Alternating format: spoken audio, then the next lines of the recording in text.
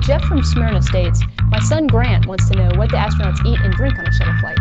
Well, that's a very good question, because if you think about it, without the effects of gravity, eating and drinking is actually quite a challenge. And I brought a little bit with me.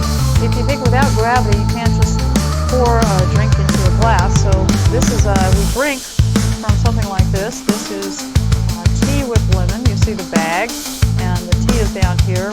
On this end, we add water to it, and it has a little valve so it only lets the water in and it doesn't just leak out until we put in a special straw. And the straw has its own clamp, because if we left the straw unclamped, the fluid would just spray out much like a water gun. And although that sounds fun, it would make quite a mess on board the space shuttle or the space station, because it floats all over the place. It doesn't just drop down with gravity.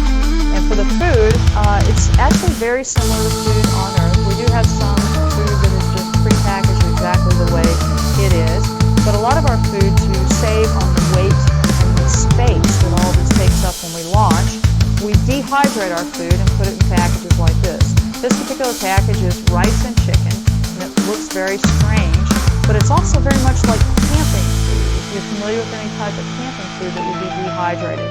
We add the water in this end and let it heat up and rehydrate it. It will expand, and then we use a pair of scissors to cut this open. And since it's a little bit sticky, it doesn't just immediately fly out, so we're able to use a spoon or a fork to just kind of dig in there and eat it normally.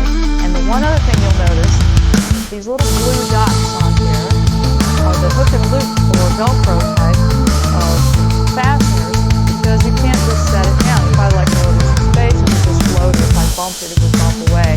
So in order to fasten this somewhere, you just kind of use the fastener there and hook it wherever you want. You could even hook it right to your space light stick. Look like a new system. You know, it looks terrible, but it tastes fine. That's good to know.